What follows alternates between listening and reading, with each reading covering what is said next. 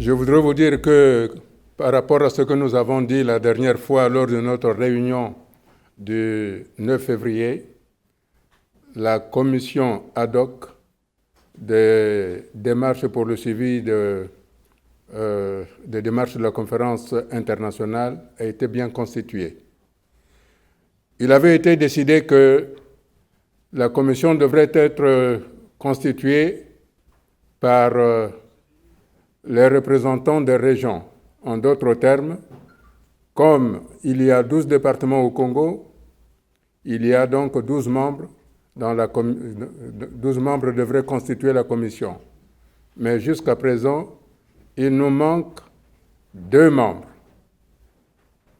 Nous avons eu la représentation de la cuvette ouest, des plateaux, du Poul, de l'Alekumu, du Nyari, de la Bouenza, de la ville de Brazzaville, de la ville de Pointe-Noire et de la ville du Kwilu.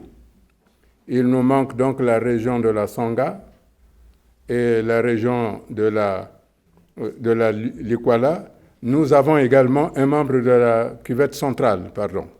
Donc, il ne manque que 2 régions pour constituer pour que la commission ad hoc soit complète.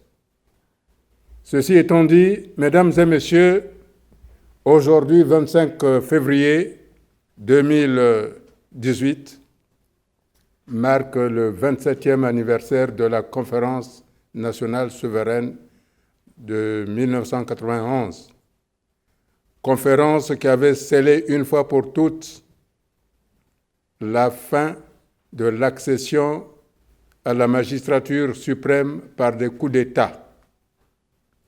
Malheureusement, et cela ne nous rajeunit pas, parce que comme vous devez le constater, beaucoup sont dans la salle.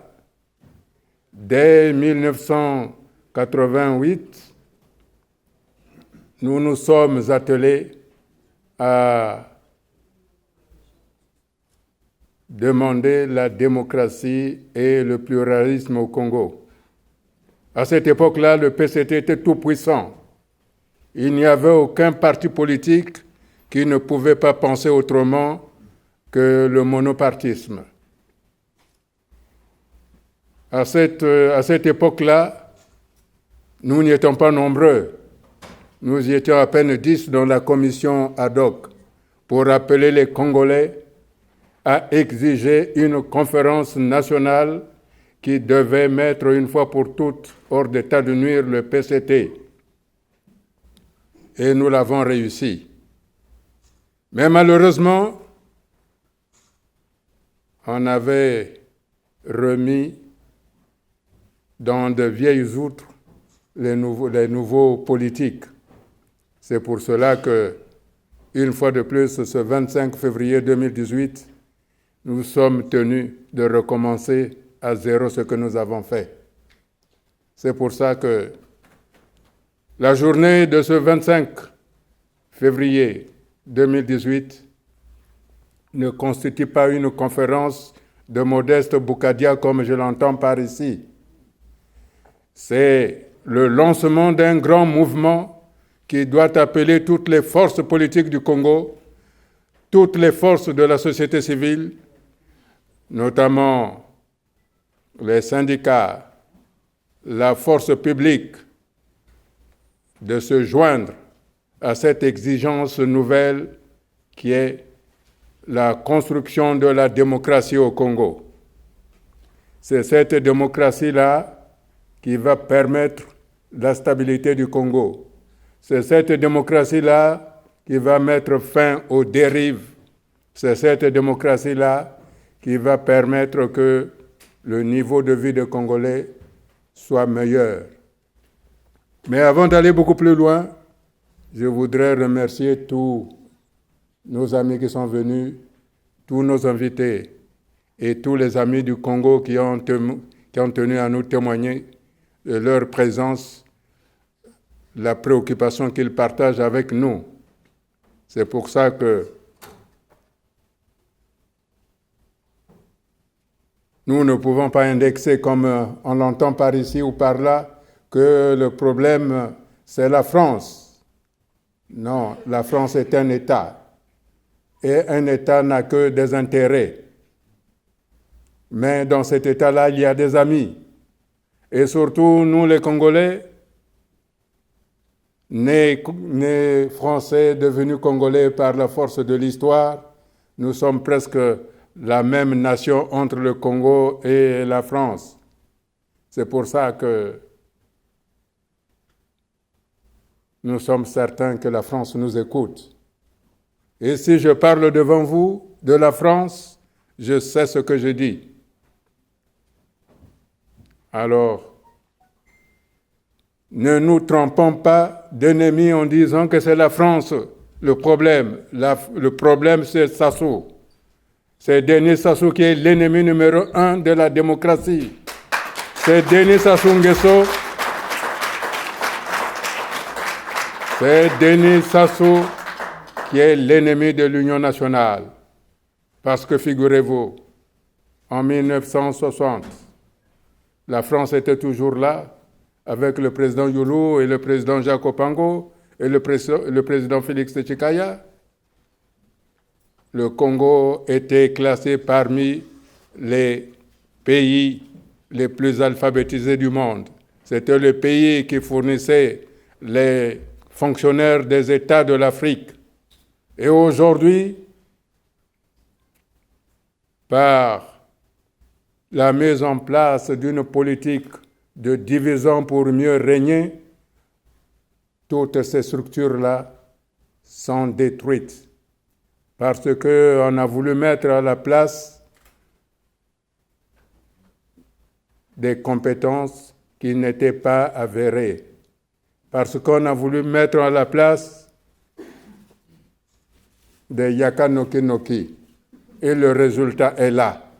Il y a des faillites, 3 faillites, des faillites frauduleuses. C'est pour cela que j'appelle une fois de plus les Congolais de l'étranger, les Congolais qui sont au Congo, d'exiger cette conférence internationale qui ne doit avoir comme but que le départ sans condition de Denis Sassou, parce que c'est lui qui nous divise. Ce n'est pas Boukadia qui nous divise.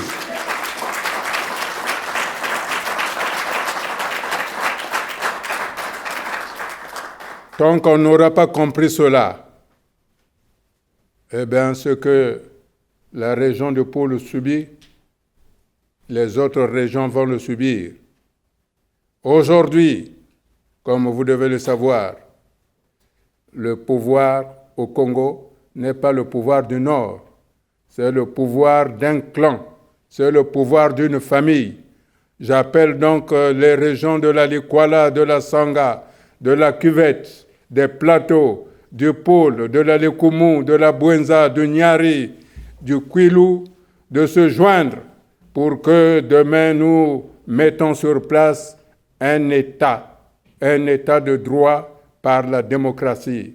Il faut qu'au Congo qu'on cesse de dire c'est le pouvoir d'Mboshi, c'est le pouvoir des Vili, c'est le pouvoir des Congo, mais que ce soit le pouvoir des Congolais.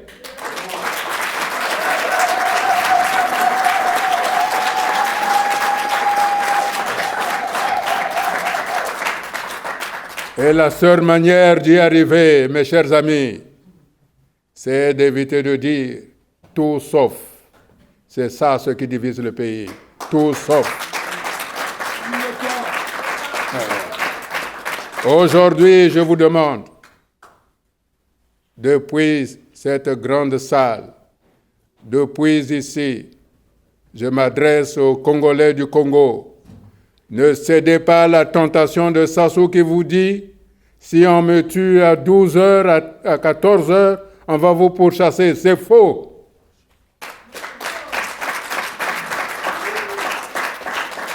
La conférence internationale que j'appelle de mes voeux, la conférence internationale telle qu'elle est imaginée par ici, par là, c'est une conférence qui doit retracer, qui doit replacer, qui doit mettre le Congo dans un nouveau monde. le nouveau monde, comme l'a désigné le président français Emmanuel Macron, dessinant le nouveau monde de demain qui doit nous donner une stabilité. Et la stabilité du Congo passe par la sécurisation de nos frontières qui sont devenues poreuses et par lesquelles les terroristes passent. Voilà le vrai problème du Congo. C'est pour ça que, au-delà de ce que l'on murmure, il n'y a pas l'ombre d'un doute. Boukadia n'est pas là pour sécuriser M. Sassou. C'est faux. Ça, c'est l'argument pour ne pas adhérer au changement. Aujourd'hui, chacun de nous doit être conscient où on veut le départ de Sassou ou on ne veut pas le départ de Sassou. Mais qu'on ne se cache pas derrière Boukadia. Voilà.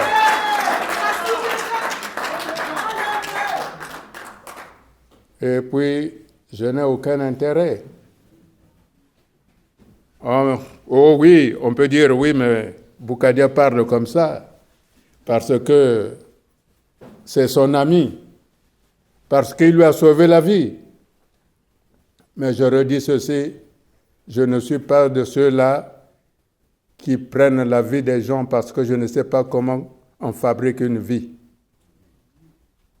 Ceux qui disent que pour enlever Sassou, il faut faire un coup d'État, alors s'ils veulent faire un coup d'État, la première chose que je leur demande, qu'eux-mêmes ils soient devant, que leurs enfants soient au front, mais ils n'ont pas à sacrifier les autres.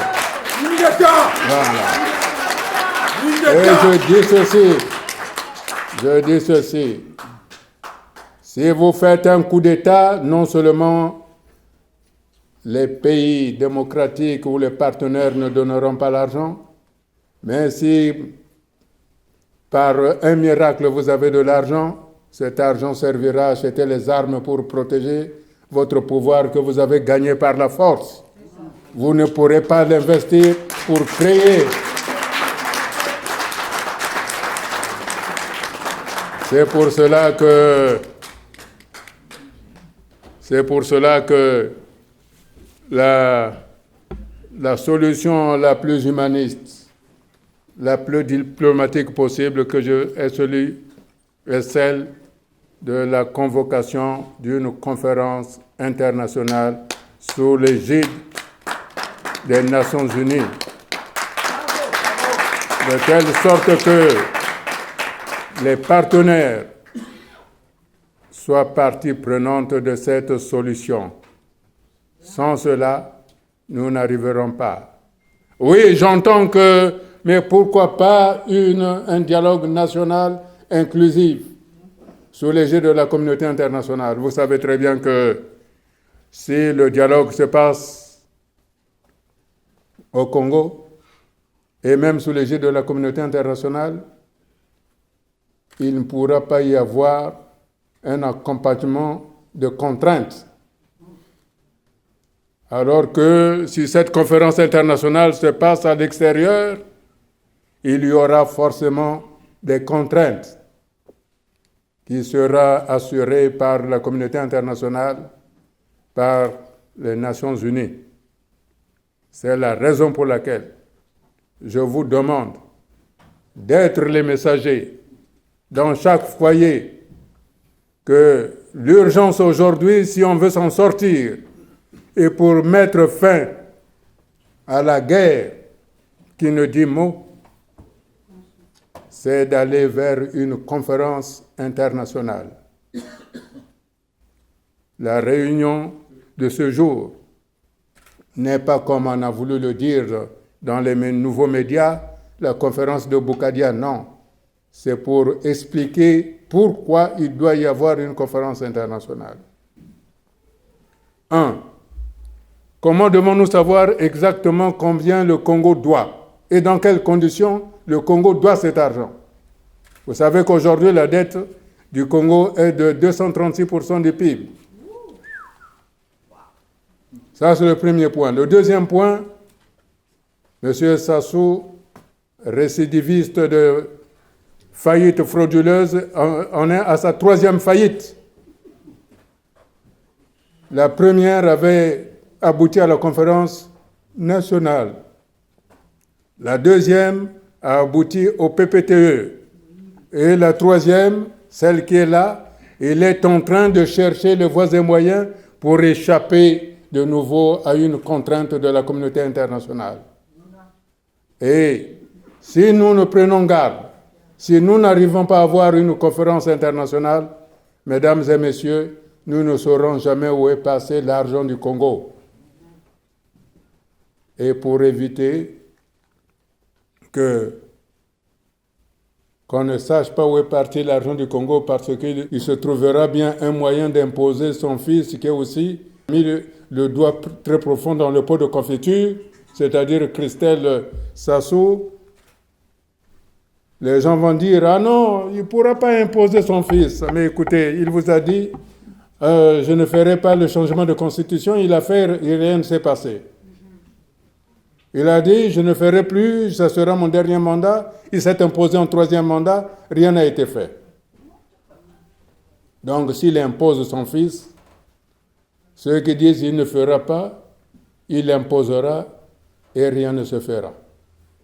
La seule façon pour que le Congo, qui est une république, ne devienne pas un royaume d'Oyo, pour imposer son fils, c'est d'aller à la conférence internationale.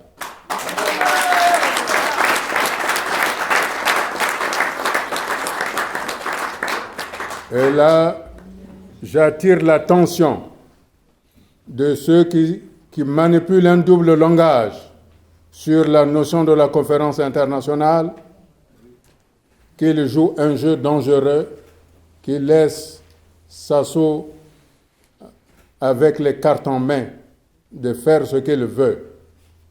La conférence internationale à laquelle je vous invite ne sera pas financée par le Congo.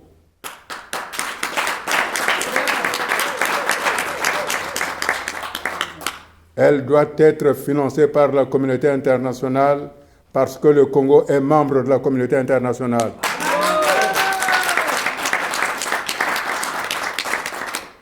Quoi qu'il en soit, le Congo aujourd'hui n'a pas d'argent puisqu'il est en faillite. Et il est tellement surendetté qu'aucune banque ne saurait de nouveau lui accorder un emprunt parce qu'on n'a jamais vu un surendetté être sauvé par un nouvel endettement. Ça veut dire que lorsque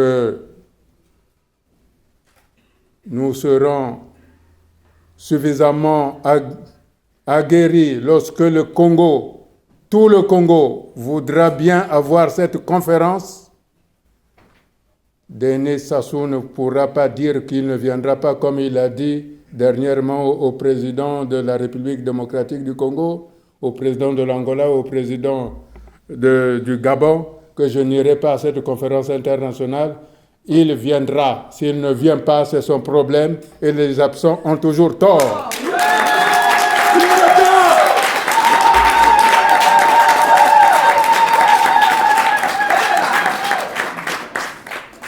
Lui, il sait ce que ça veut dire.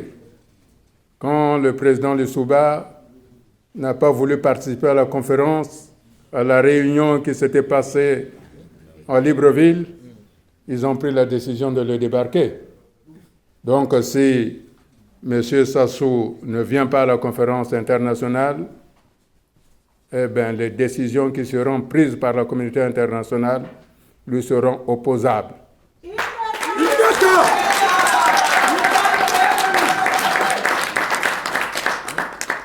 Enfin, je voudrais vous dire, mes chers amis, mesdames et messieurs, que beaucoup de pays nous ont répondu favorablement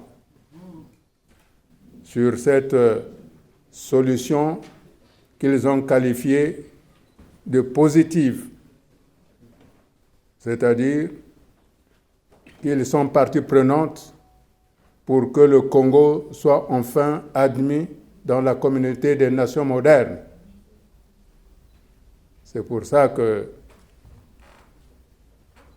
une fois de plus,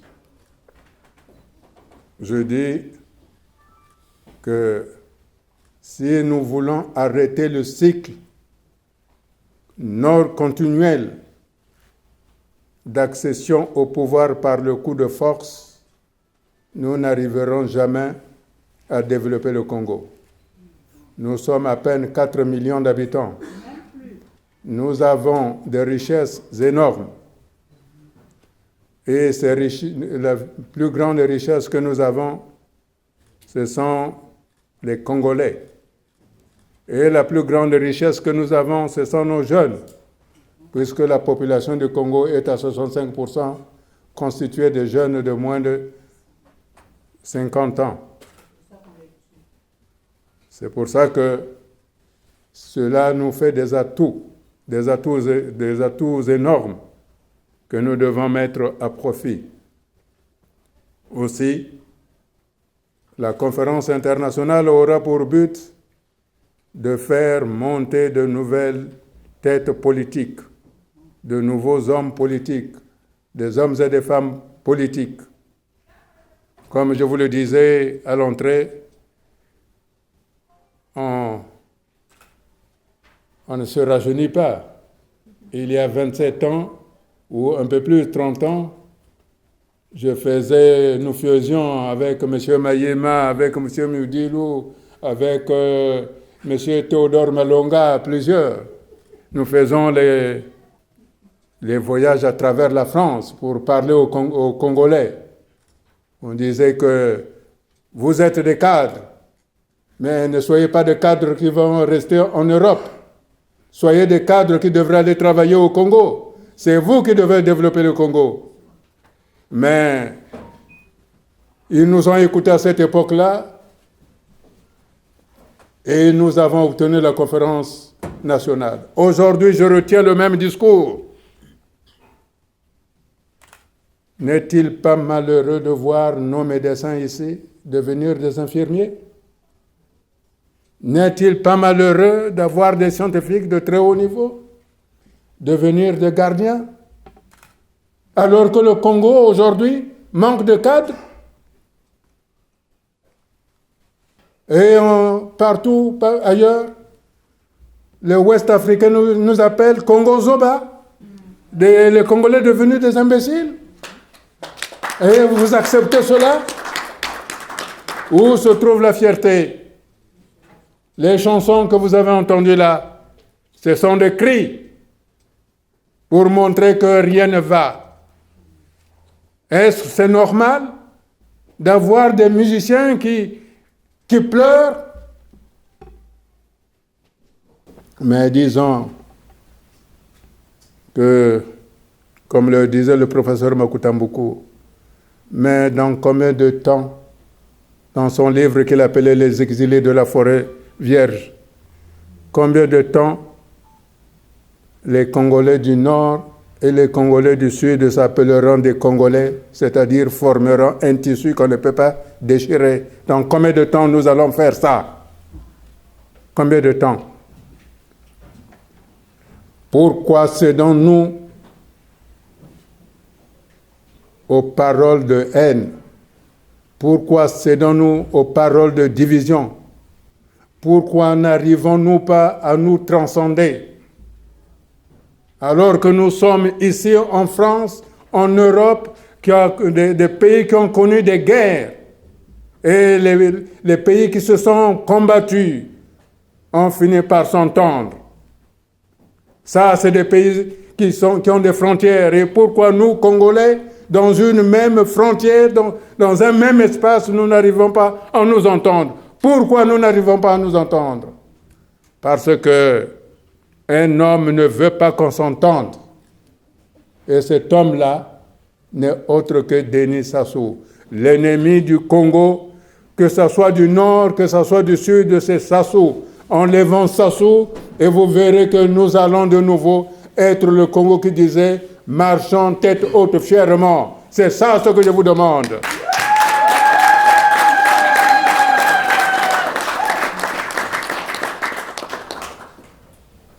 Donc c'est pour ça que, mes chers amis, Au cours de la conférence, il y aura plusieurs thèmes, moins de 10, qui seront consacrés au niveau des institutions, au niveau de l'économie, au niveau du social, au niveau de la santé, au niveau de l'éducation. Mais ça sera la décision de la conférence internationale. Enfin, je voudrais vous dire que des pays sont favorables pour nous accueillir.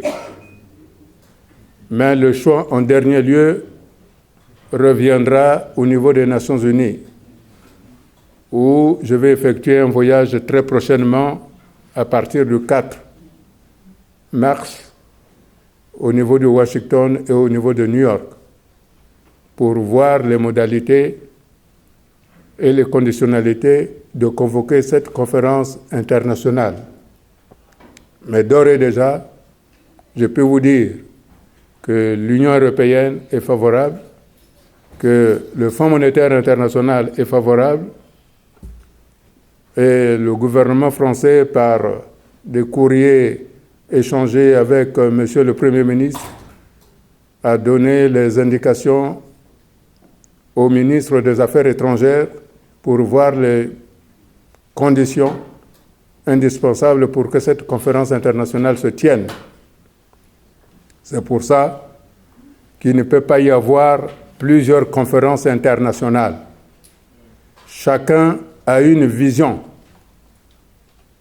mais la vision ultime, c'est celle de l'union de toutes les forces politiques, de toute la société civile, dans laquelle ils seront conviés pour que nous trouvions les solutions adéquates pour que plus jamais les Congolais, les ressortissants du Nord et les ressortissants du Sud ne se regardent plus en chaîne de faïence. Mais d'un même élan, ils se mettent à œuvrer pour soulager en même temps nos partenaires. Parce que, figurez-vous, beaucoup de dons vont au Congo, mais n'atterrissent jamais au Congo. Et ça, les partenaires sont aussi fatigués de donner chaque fois de l'argent pour aider les Congolais, mais cet argent n'arrive pas. Or, c'est au niveau de la conférence internationale que nous allons trouver ces solutions-là. La conférence internationale aura pour objectif de mettre en place un gouvernement d'union nationale, de transition, d'au moins d'une durée de 5 ans pour permettre à ce qu'on mette des institutions fortes, de telle sorte que le président qui sera élu ne pourra plus s'accaparer de tous les pouvoirs ou ne pourra plus nommer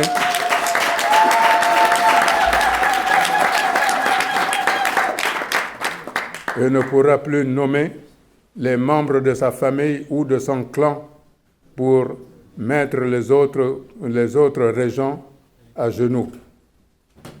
Et il nous faut maintenant aller vers une politique d'union nationale, et j'entends par union nationale où 50% des cadres du Nord seront issus du Sud et 50% des cadres du Sud seront issus du Nord. Ça, c'est l'union nationale. Et non, dans toutes les sphères, ce sont les mêmes personnes. C'est pour ça, mes chers amis, pour ne pas faire trop long, je vous redis, je ne suis pas candidat au poste de Premier ministre ou de président.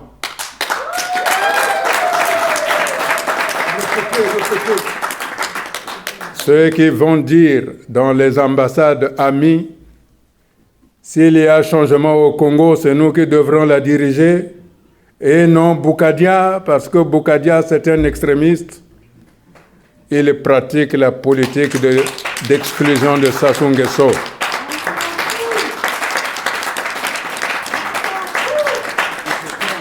Ce que nous faisons aujourd'hui,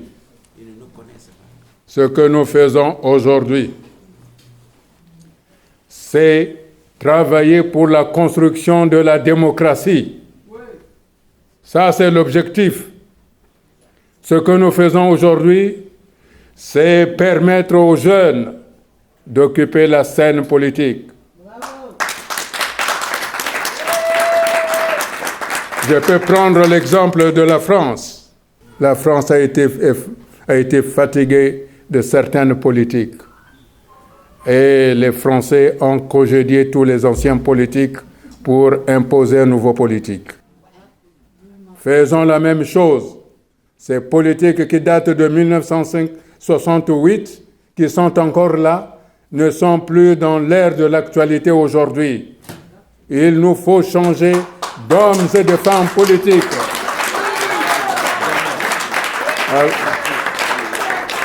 Alors, ceux qui font de la politique ici en disant tout sauf parce qu'ils veulent avoir la même politique que Denis Sassou ne sont plus d'actualité.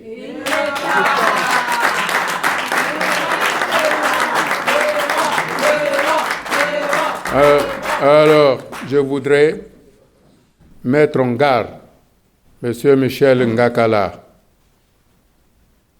qui a ordonné l'arrestation des membres de CDRC pour faire son coup d'État. Je mets en garde M. Ngakala, qui a manipulé pour se substituer à Sassou en éliminant Blaise Adoua, en éliminant Avocat, en éliminant Nsourou. Maintenant, il est en train de comploter contre Dabira. Il faut que ça suffise, ces affaires-là. Il faut que ça suffise.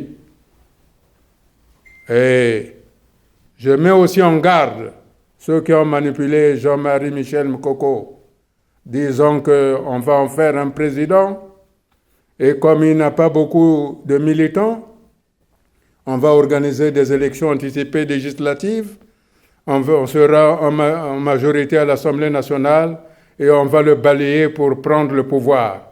Ce n'est pas comme ça qu'on fait de la politique.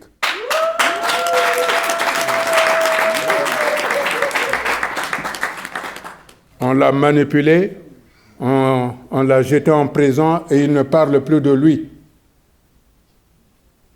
C'est pour ça que j'attire l'attention de M. Michel Ngakala, qu'il doit faire sortir les membres de mon parti qui n'ont rien fait que demander la mise en place d'un gouvernement d'union nationale pour éviter les faillites frauduleuses.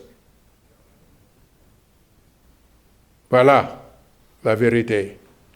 Et aujourd'hui, on a comploté contre Nyangambwala, on a comploté contre Dabira, et ils sont heureux, et on vient passer des voyages ici par la complicité de Clément Mwamba, qui est de l'UPADS, et qui disent, oh bon, voilà, non, il faut arrêter la guerre du poule.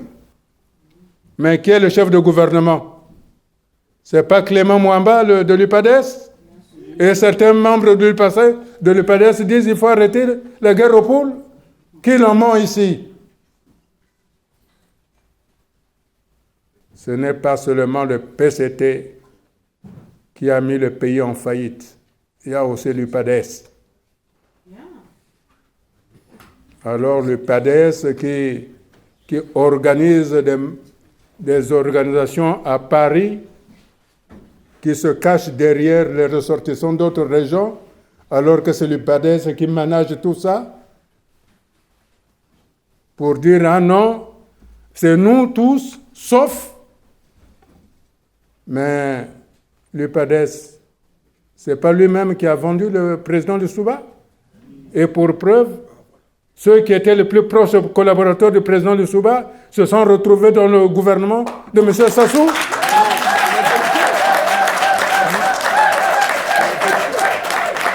Alors on accuse Boukadia d'avoir fait chasser le Souba. Est-ce qu'on m'a vu être dans le gouvernement de Sassou? Quand on aide quelqu'un, on est dans son gouvernement. Et immédiatement, après le coup d'État de Sassou, du 5 juin 1997, les membres de l'UPADES les plus influents se sont retrouvés dans son gouvernement. Ça ne veut pas dire un renvoi d'ascenseur?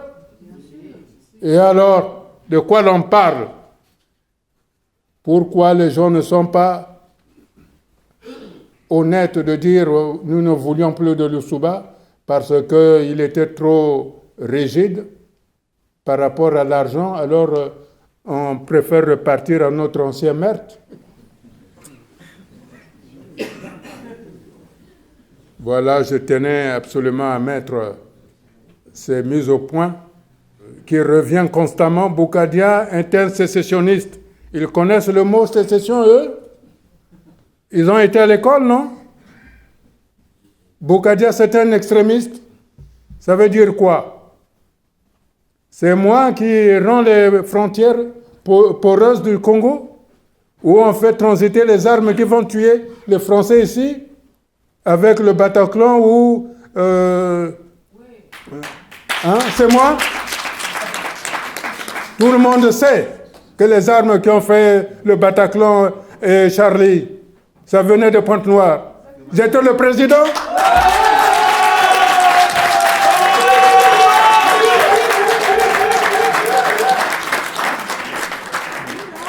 Alors, non, il faut savoir dire les choses quand même. Le problème du Congo, ce sont les frontières. Les frontières qu'on a voulu rendre poreuses. Alors, on déverse des passeports diplomatiques dans certains pays qui passent par... avec ce passeport-là, ils peuvent aller n'importe où pour venir semer la terreur ici. Alors, ressaisissons-nous. Bougadia n'est pas l'ennemi du Congo.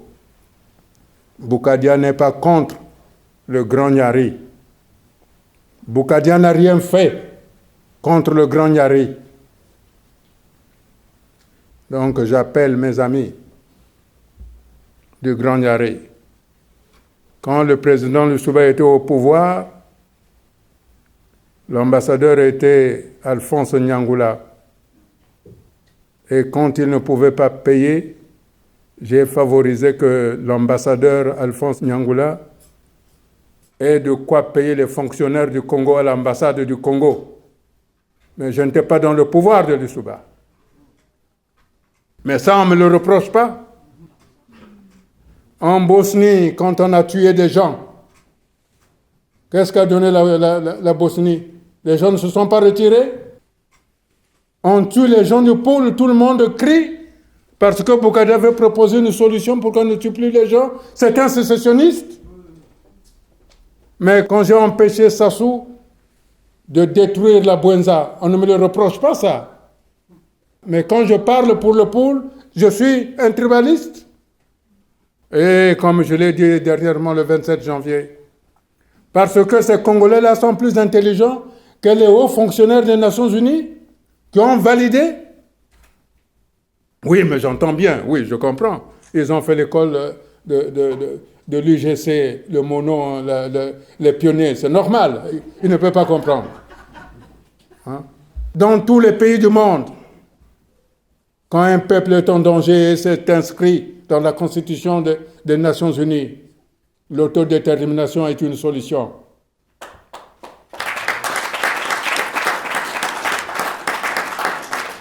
Vous êtes sûr, si c'était un gouvernement du Sud qui était allé massacrer Epena là-bas, les gens ne se seraient pas soulevés? Mais pourquoi nos compatriotes du Nord ne se lèvent-ils pas en disant « Non, ne tuez pas le poule » Pourquoi?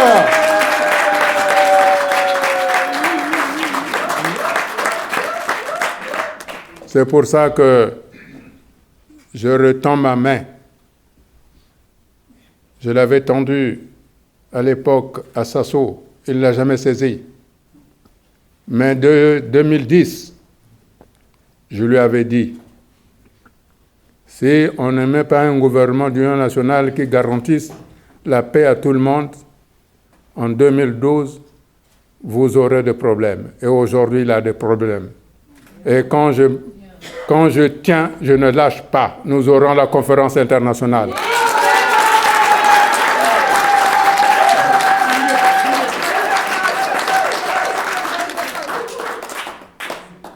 Nous aurons la conférence internationale parce que nous souhaitons que nos jeunes qui sont ici repartent au Congo, œuvrer pour le Congo. Nous souhaitons la conférence internationale parce que je ne veux pas que mon pays, le Congo, serve de base arrière au terrorisme qui viennent ici en Europe. C'est ça. Alors, j'invite mes amis des autres tendances politiques qui pensent que je suis un extrémiste parce que je veux l'union nationale, de se ressaisir. C'est ensemble que nous devons œuvrer. C'est ensemble que nous devons bâtir le Congo. Mais au-delà des Congolais, il y a les autres pays africains aussi qui nous regardent, qui ont les mêmes difficultés. Et il faut un exemple. Montrons l'exemple d'une certaine unité pour que ce pays-là aussi rentre avec nous, soit avec nous et qu'il nous aide.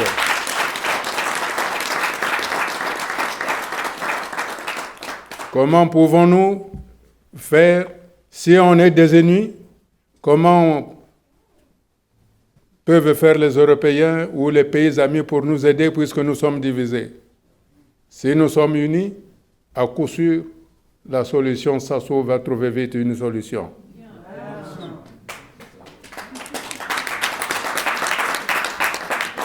Et là, je peux vous donner ma parole d'honneur que si on est unis demain, le lendemain, Sassou n'est plus là.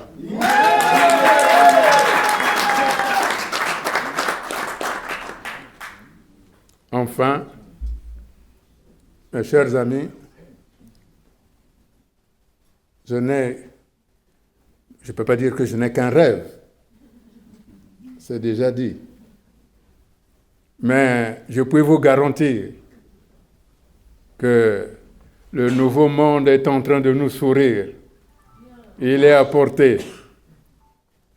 Il est à portée parce que quand un homme dit quelque chose, il doit le réaliser. En 1990, j'avais dit au capitaine Poignet et à celui qui m'a mis le pied à l'étrier en politique, comme dit Léon Massengo chez moi, c'était, je crois, un 13 mars, j'avais dit, capitaine, vous avez voulu faire un coup d'État et vous avez sacrifié votre ami Kiganga. Aujourd'hui, nous allons chasser le PCT et Sassou par la volonté du peuple. Le capitaine Poignet m'avait regardé, il m'avait dit, mais comment vous allez le faire? J'ai dit, par les écrits. Parce qu'aucune balle n'arrête les écrits.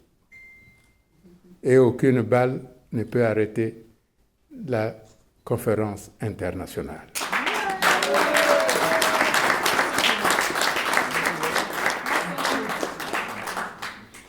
C'est pour ça que je dis la conférence internationale est aussi la garantie du régime de se sortir de cette situation parce qu'il ne sait plus comment s'en sortir. Quand je dis ça, il ne faut pas dire « Ah non, il commence à prendre la défense de Sassou ». Non, je ne prends pas la défense de Sassou. Et j'ouvre une parenthèse. Comme les Congolais ont l'esprit très fertile pour me dire cette salle-là n'a pas été payée par le PCT. Je l'ai dit déjà. Hein?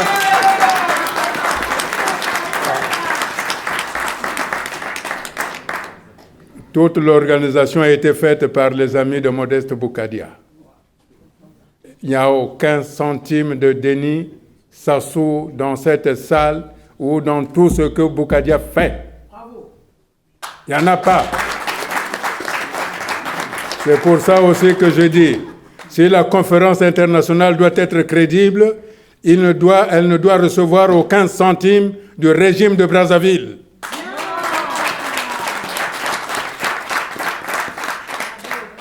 Ceci étant dit, donc je disais que dès 1988, nous avons appelé au changement au Congo. Aujourd'hui, 27e anniversaire de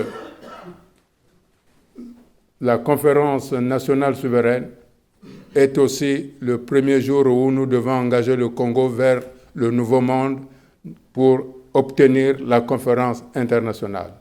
Je vous remercie.